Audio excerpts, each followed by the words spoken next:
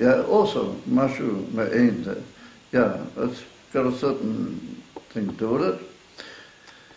In other words, there are certain mitzvahs that come to us without our knowing. And there's a medrash, but the old Rabbi quotes it over there, that what about if you were going, you had money in your pocket, and you had quite a sum, and part of the money you had in your pocket fell out without your knowing, and you didn't go back to pick it up because you didn't know. I can't see him properly. You didn't know that the money had fallen, and all of a sudden comes along a honey. Yeah, and you see, oh wow, he picks up the money and he goes and has a whole big Yeshua from that he found the money. That's a mitzvah, it's reckoned to you, a mitzvah of tzedakah. And it's brought down that that's a very high level of tzedakah, because that without your knowing. So if it happened without my knowing, why is it so great? Ella, that indicates that it comes from a very, very high level in Elikuz, which is what's called Pnimis HaKesed, a very, very high level, and therefore it comes in a way that's like beyond you. It's sort of, it's reckoned for you, but it goes around you. It finds a way of going around you, you understand? And you don't really know. And there's another one over there that the Alter brings it, which is also a famous issue, and there's a difference of opinion about this issue. Therefore, I don't want to bring it at length. It's a little bit not for bothering. But what's his name? David had a father called Yishai, you know that. So at one point, Yishai and his wife, they reached an agreement that, like Avraham Avinu, that she would give him her servant lady, as a wife. And Yishai agreed to it, and they agreed, and on a certain night, she would give the servant lady instead of herself. You follow? Yeah. That's what happened. Well, in the meantime, they decided against it.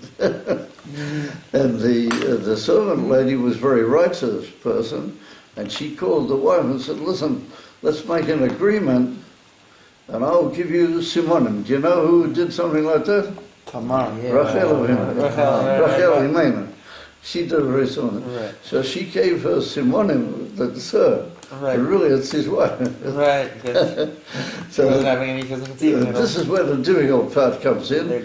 He thought, because it was nighttime, and in those days they didn't have electricity with the whole miser, so he didn't really know, and he thought that it was the servant lady, but it wasn't, it was really his wife. You guys. And they had a kid? And they had a kid? Yeah, that was David HaMelech. Yeah. So, everybody says, well, some people say, well, listen, that's not so good. Other people want to say, no, this is really Gavaldi. And the Ramah Mipano, one of the really big authorities, Makubo, very big Makubo, the Ramah Mipano, he brings down that this is a very, very high in him. This is tremendous, and Dafki, because Yishai didn't know exactly who, I know it sounds strange, but that's the way it is. He didn't really know who he was actually meeting up with. Nonetheless, that is the highest of all possible Madrigas, and that's why David HaMelech came from this. It's such a high in. So everybody says, what's so high about it? He didn't know. So the Alter Rebbe writes there that Dafki, because he didn't know, that's it. That's an akuda. And Dafki, because he didn't know, that's why it's such a very high in him. And that's why such a very high blessing came out of the union. And that's like the union of Shichacha. So therefore we see that we can be zeichet a very high in Yonim when we don't know. Yeah. So therefore Rivka, right at the beginning, she saw this, she heard this nevuah from, what's his name? Shem Va'eva, right when she became pregnant. And this is what much later on, a heck of a lot of time after, and she hadn't told Yitzchak. And she was a Navi, and the reason she didn't tell Yitzchak was that she knew there's eventually going to be a whole business, and she wanted that Yitzchak should do it without knowing what she knew. Because if he knew what she knew, he would just automatically give the bracha to Yaakov, and she didn't want she didn't want that the bracha should come to Yaakov straight. Right. She didn't want that.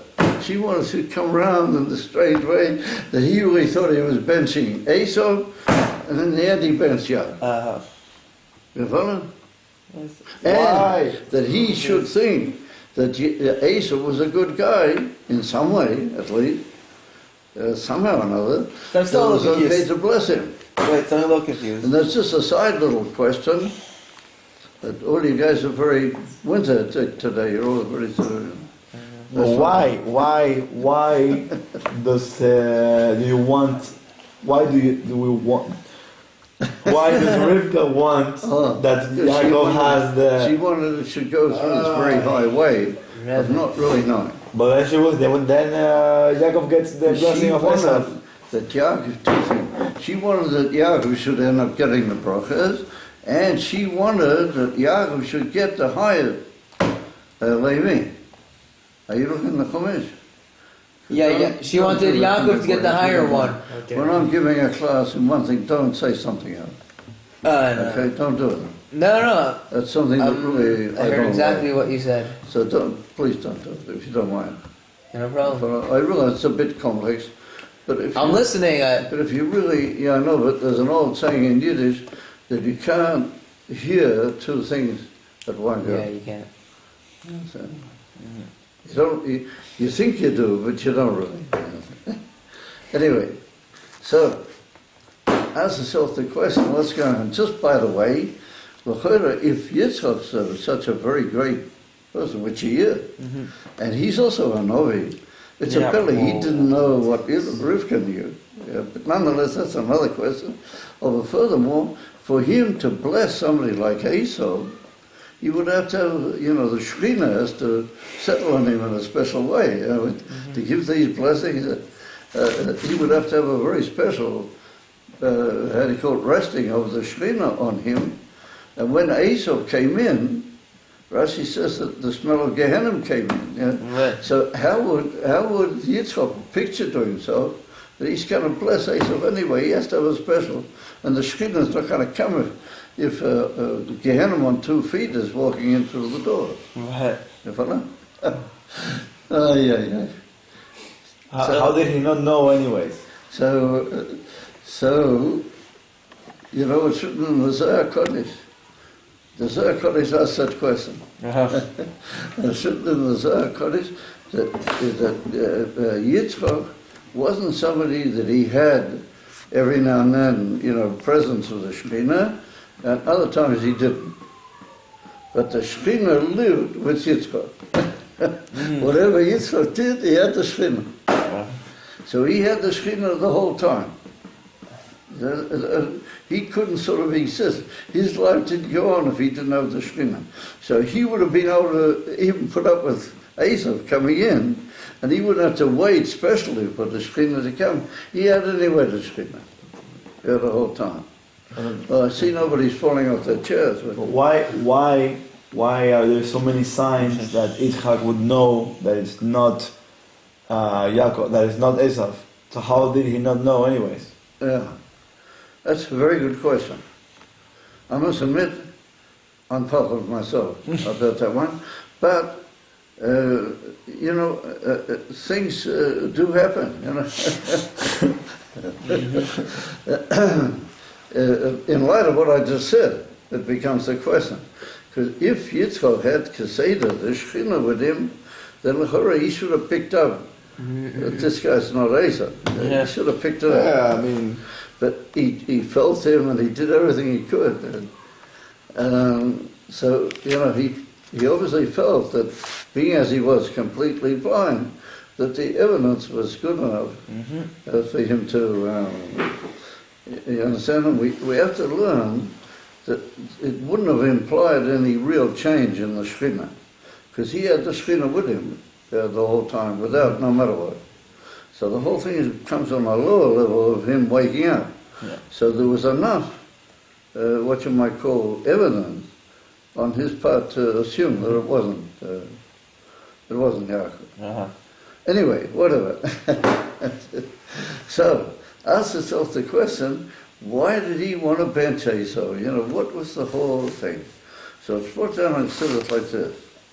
That why is it that some people have great gifts with their brains and their coitus and everything, and yet nonetheless, they sort of, they seem to not make it, you know? Mm-hmm. And not only they not make it, but they seem to be rather unpleasant.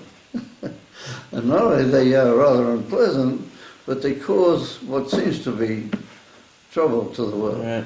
You follow?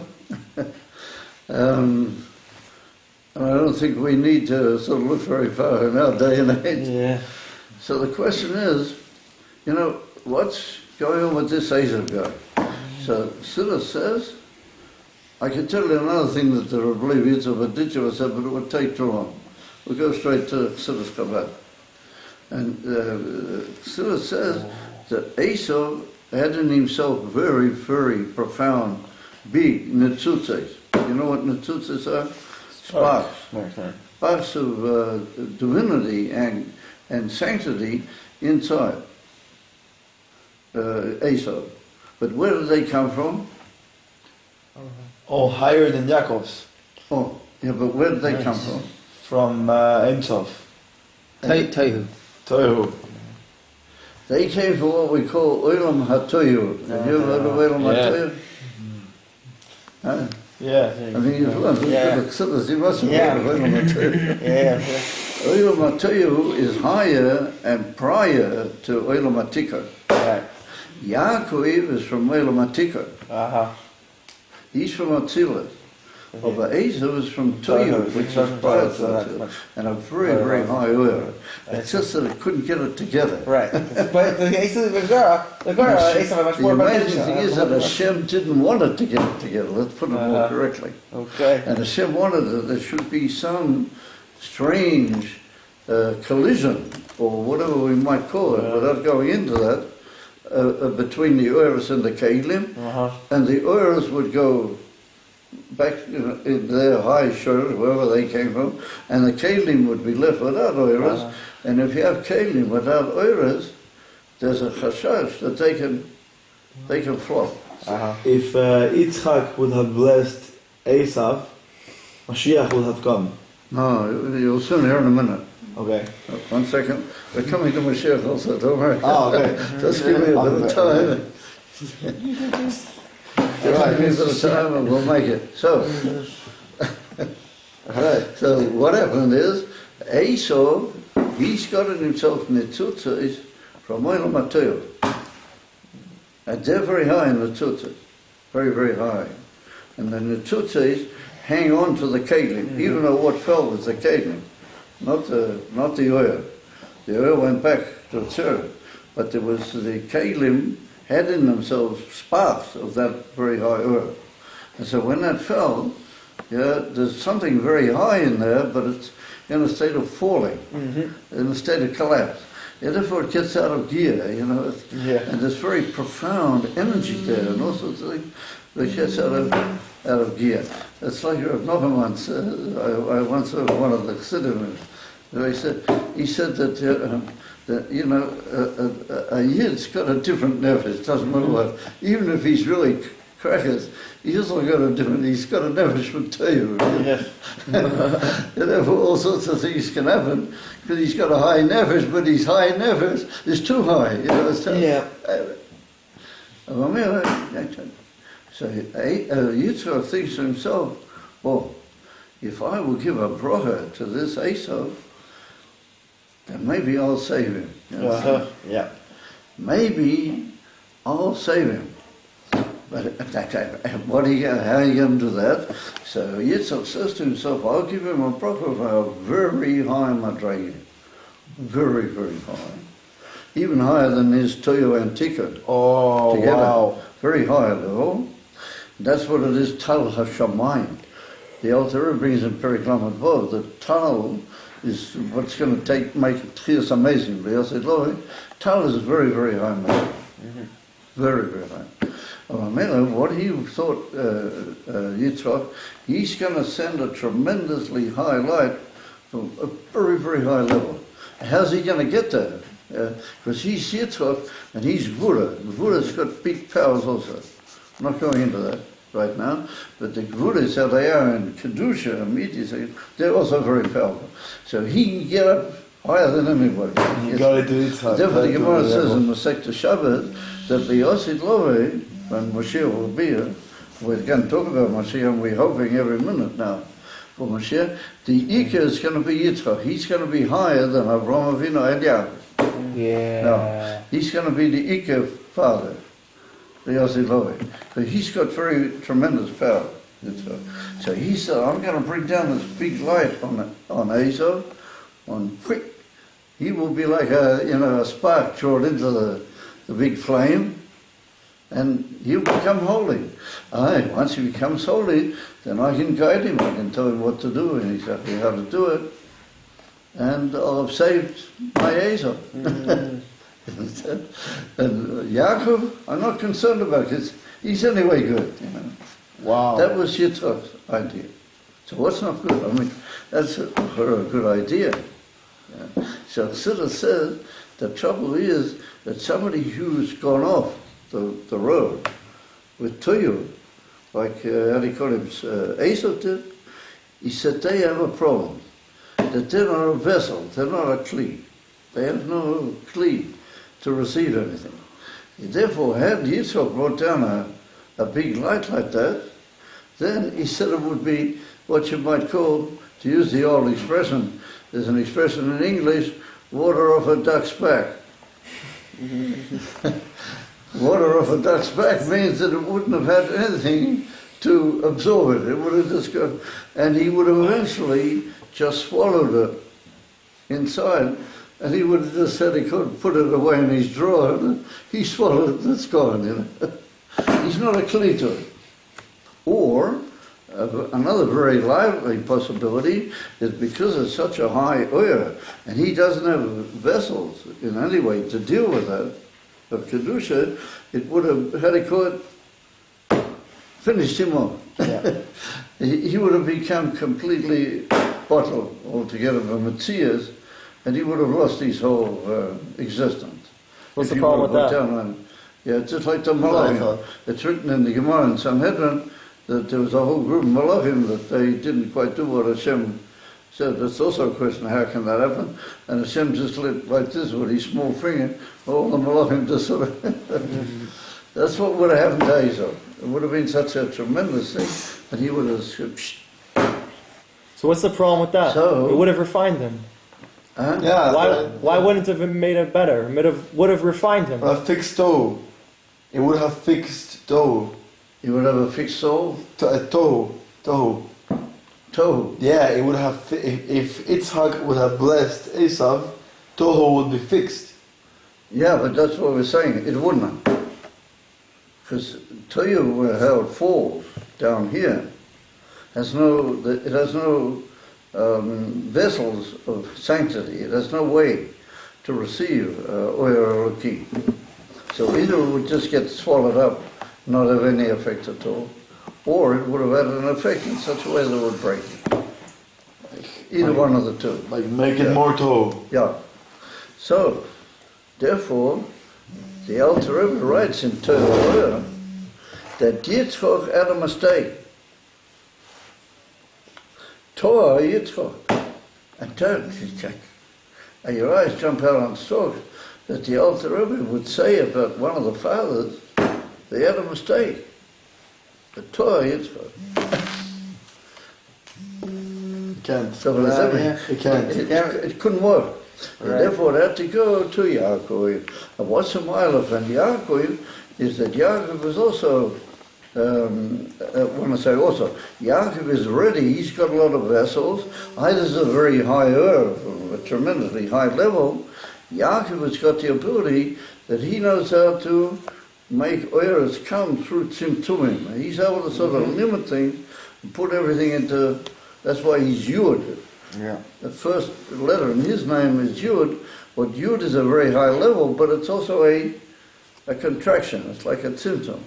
And Yaakov knows how to put everything into proportion, and he can receive such a high light, and he can make an order with it. You understand?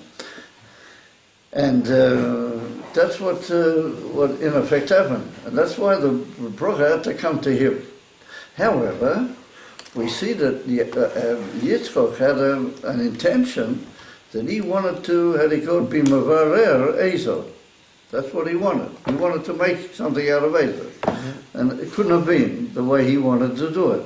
So I said to Shiloh, what happened with that? Did that just disappear? Nothing ever came of that.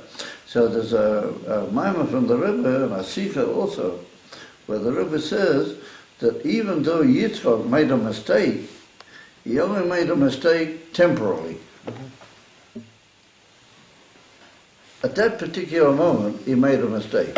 But since the Hashgacha made it that the bracha went to Yaakov, then ultimately Yaakov is going to be Mavara Esau. Mm-hmm. Ultimately Yaakov is going to do the job properly. Right.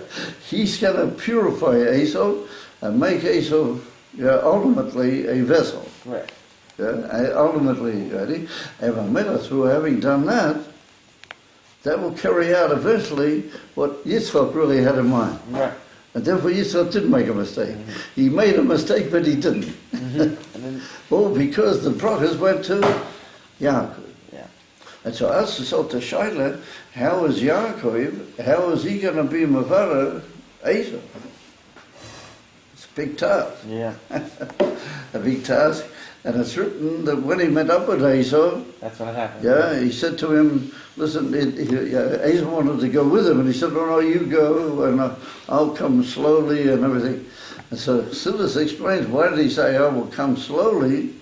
Because he realized that he's got a huge task, it's going to take time. But he's going to eventually be Mavara Esau, but it's going to have to take time. Therefore he said, I'll come gradually. Yeah. Why does Yaakov do it gradually? He's got a yud at the beginning. He's like a symptom, but nonetheless, he's aiming for big time. Yeah. But he does it in a very ordered way, Yaakov.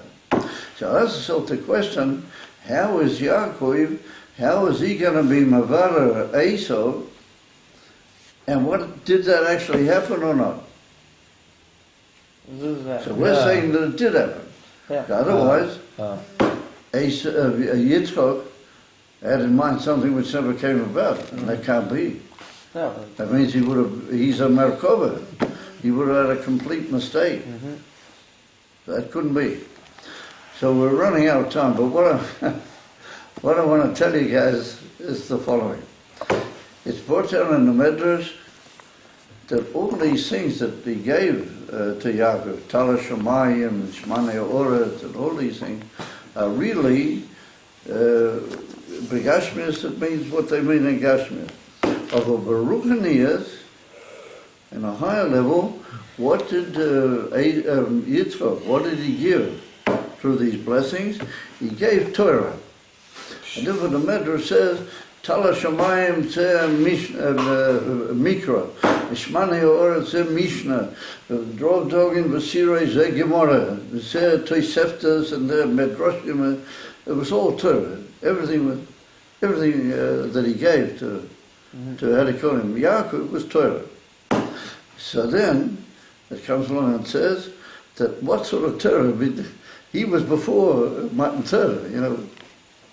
Here's where the Navi part of it comes in. That Yitzchak knew that there was going to be Matan Torah. But he knew that there was going to be after Matan Torah a tremendous mistake. Mm-hmm.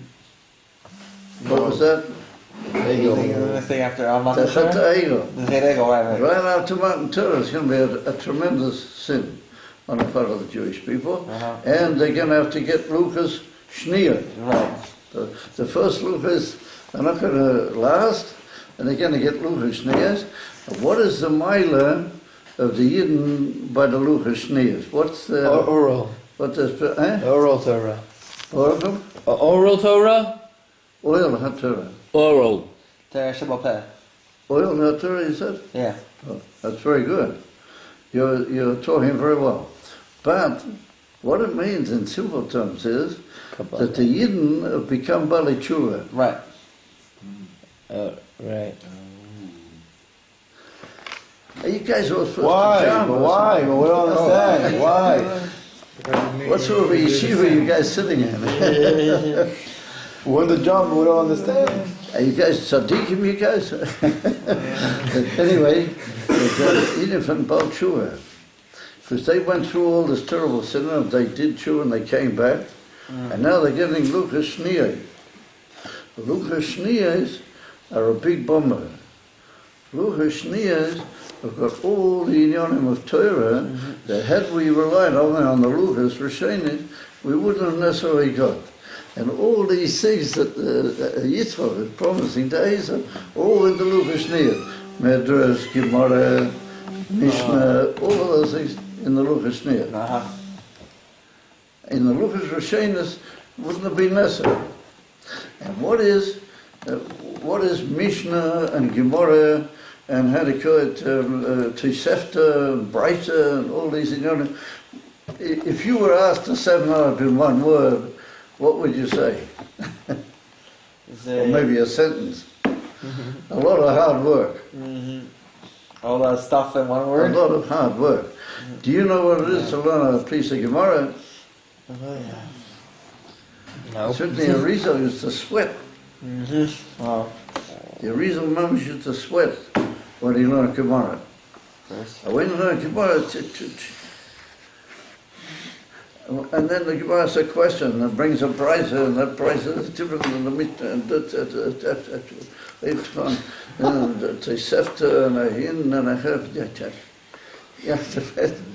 So that's what we call Yegir Shelter. It's a hard struggle. Hard struggle in terms.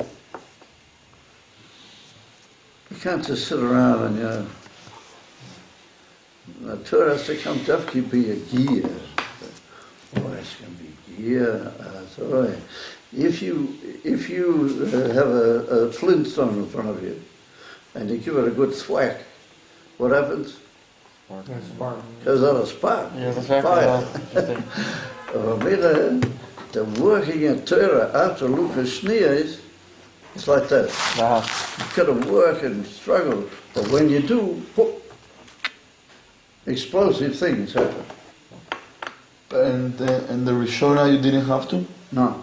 Had it been the first Luchas, only this would not have been necessary. Wow. What did Yitzchak, what did he bench Yaakov? He benched him with the Luchas Shneas. And therefore the Medrash says, Gemara, Breita, Tosefta, all those, he benched him with the doing. That's crazy. He benched him with the Luchas Shneas, he benched him with the Yegiyah of Torah. Therefore, even though Yaakov is a bit of a tzimtzum, he's very masuda, and he's sort of easier, he can retain the koyach of the bracha, but what does he do with it?